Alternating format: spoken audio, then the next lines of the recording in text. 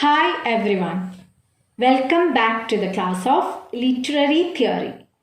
Today we are going to continue the fifth module, Post-colonialism, Postmodernism and Eco-criticism.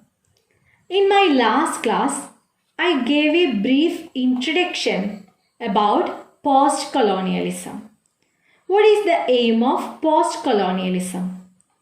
The main aim of post-colonialism is the academic study of the cultural legacy of imperialism and colonialism.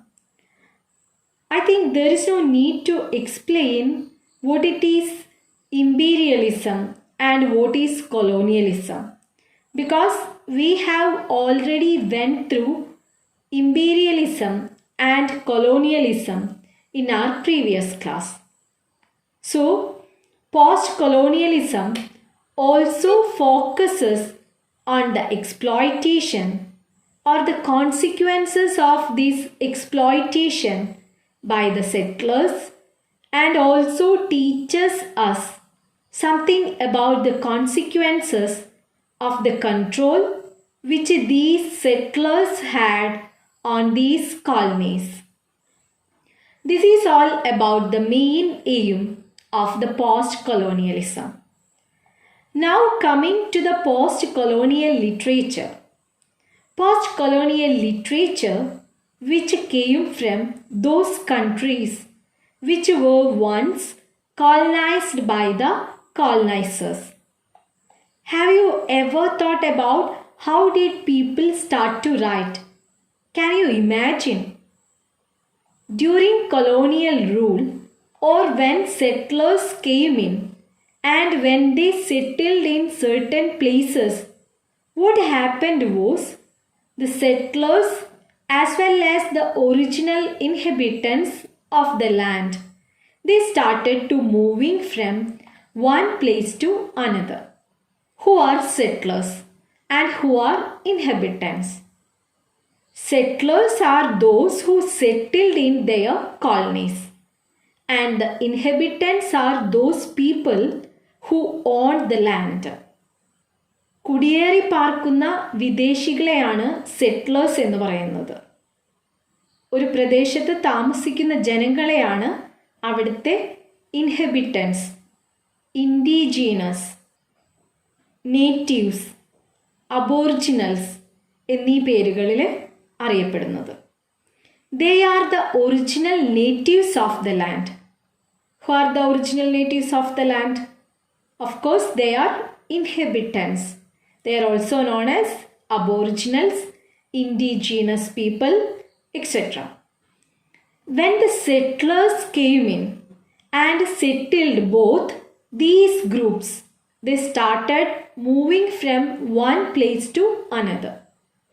You don't forget that the nature of their movement was different.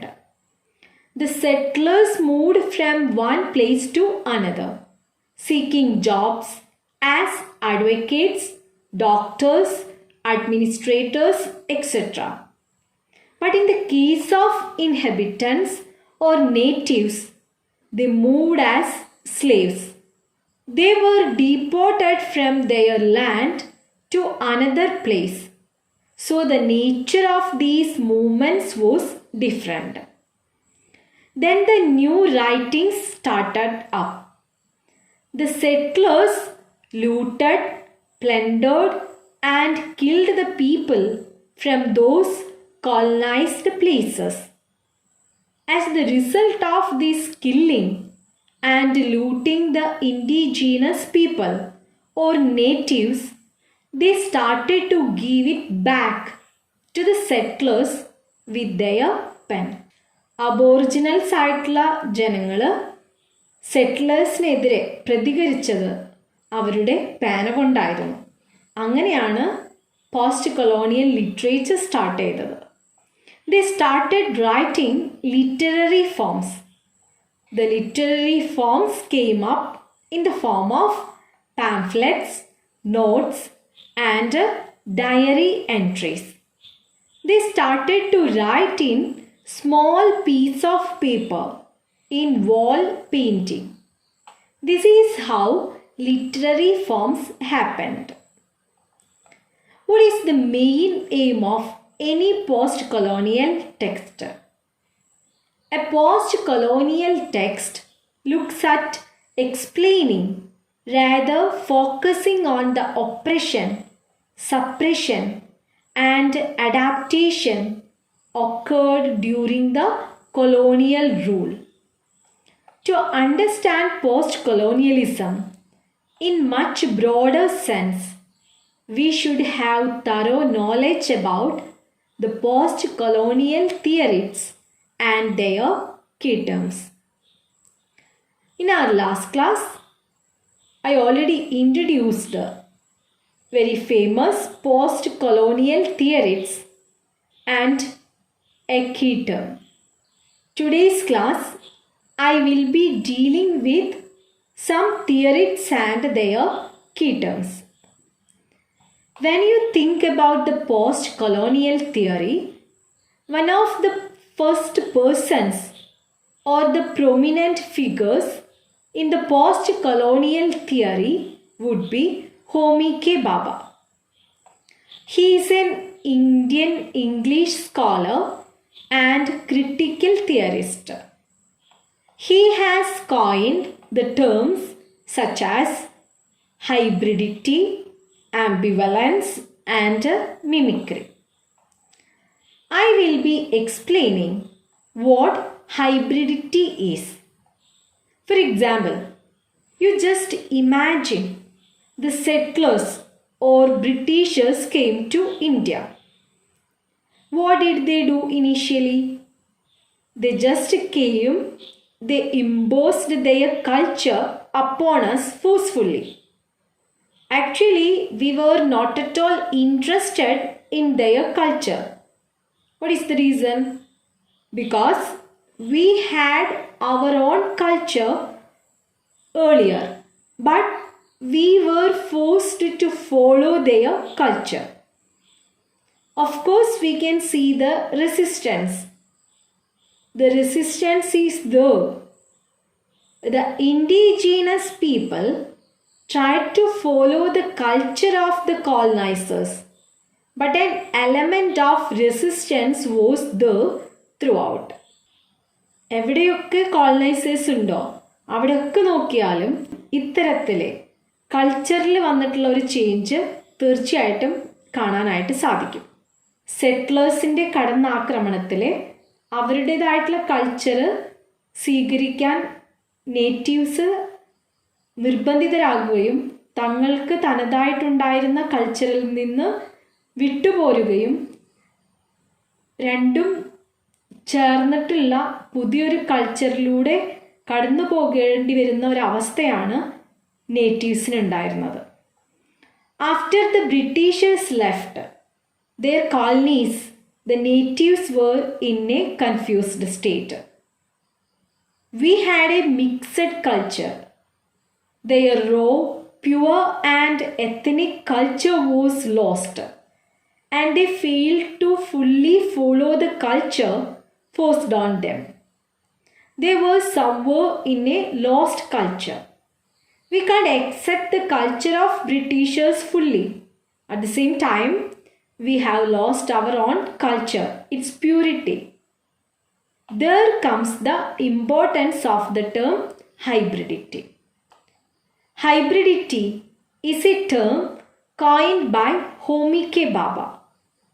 Hybridity is a new transcultural forms that arise from cross-cultural exchange. It can be social, political, linguistic, religious, etc. I think all of you got the idea about the term hybridity, which is coined by Homi K. Bhabha. Mimicry, the another term, the means by which means the colonized adapt the culture, language, education, clothing, food, etc.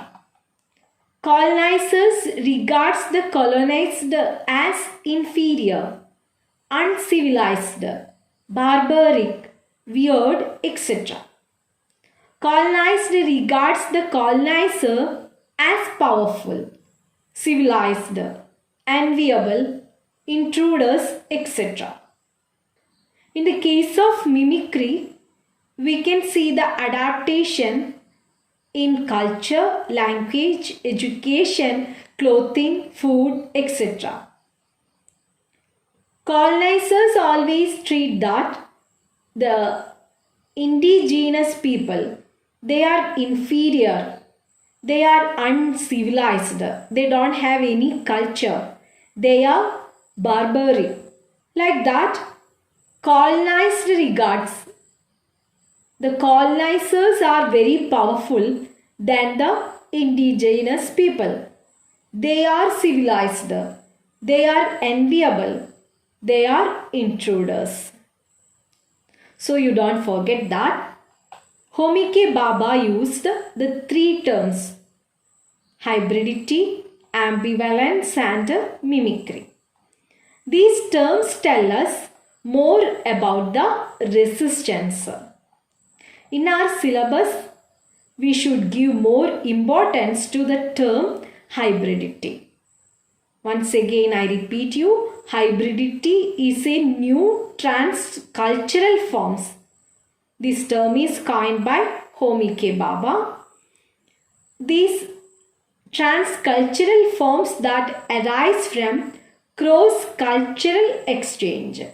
We can see this hybridity in the case of social, political, linguistic, religious, etc.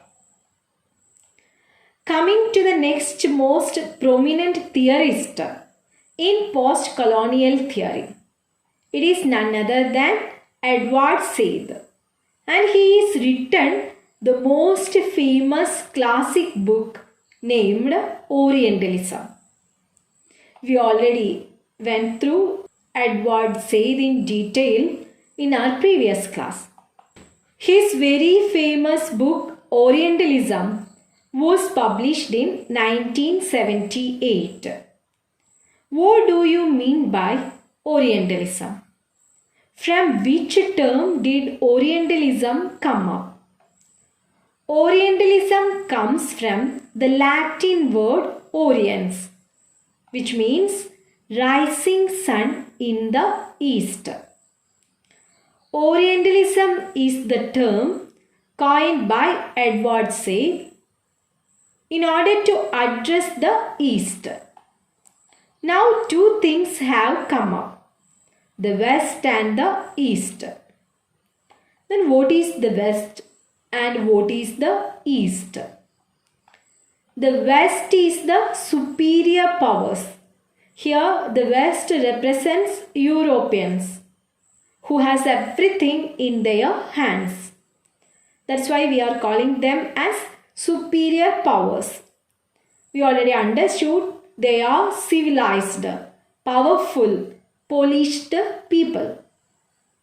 These are the connotations which you can give to the West. How can you address the East? Definitely just opposite of the West. The East is the uncivilized, barbaric, weak and weird people. These are certain things or terms which you can attribute to the East. So I think all of you got a clear picture about the West and the East. Here the West represents Europeans and the East represents the natives or indigenous people. So in Orientalism, Said is talking about the West and the East. The West is given name as Occident.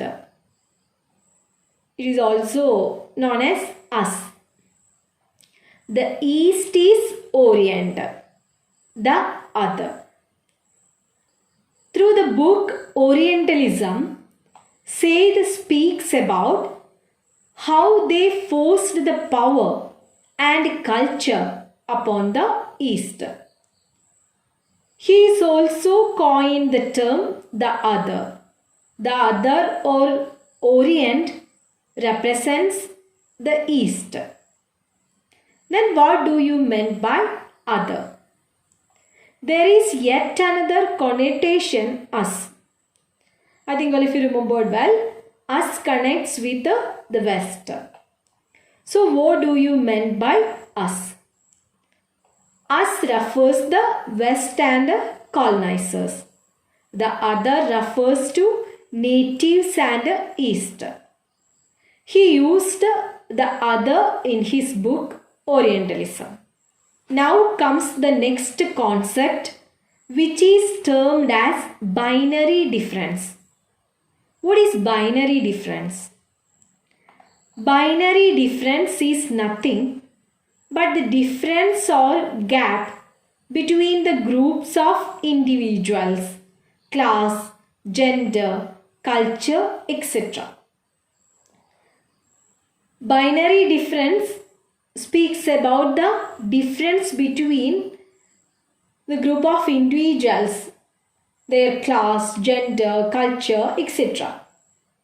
Here, binary difference is the gap between the East and West. West is somewhere else here and the East is somewhere else down, because East is treated as uncivilized. So there is a huge gap between the East and West. This thing is there. It is called binary division. About binary division, Said speaks in his book Orientalism. He also speaks about how Orientalism is institutional. He speaks about fantasy. The West fantasized the colonies how it would be. They considered them as barbaric or uncivilized. They promoted literature when the East wrote things about their country. At the same time, the West started writing fantasy stories about the East and it came out as poetry, drama, travelogues, etc. ഫാൻറ്റസിക്ക് ഒരു ഉദാഹരണം പറയുകയാണെങ്കിൽ Britishers നമ്മുടെ നാട്ടിൽ വന്നു. അപ്പോൾ അവർക്ക് തീർച്ചയായിട്ടും ഇന്ത്യക്കാരെ കുറിച്ചുണ്ടായിരുന്ന ഒരു ചിന്താഗതി എന്ന് പറഞ്ഞാൽ അവർ പാമ്പിനെ കൊണ്ട് മകിടി ഊതി മറ്റുള്ളവരെ ആകർഷിക്കുന്ന ആൾക്കാരാണ്. അല്ലെങ്കിൽ ഇത്രയും വലിയ മൃഗമായിട്ടുള്ള ആനയെ റോട്ടിലൂടെ നടത്തിക്കൊണ്ടു പോകുന്നവരാണ്. അവരൊക്കെ അൺസിവിലൈസ്ഡ് ആണ് എന്നൊരു കാഴ്ചപ്പാടാണ് ഉണ്ടായിരുന്നത്. അത്തരത്തിലുള്ള കാഴ്ചപ്പാടുകളെയാണ് ഫാൻറ്റസീസ് എന്ന് പറയാം. So here the West started writing fantasy stories about the East. I told you East represents here indigenous or native people. And it came out as poetry, drama, travelogues, etc. They started these fantasy things became the subject for the West to address the East. They started to write about the East. New type of literature was happened. It was self-perpetuated. So there is no doubt that Orientalism is self-perpetuating. All these things you should keep in your mind. I think this is enough for today's class.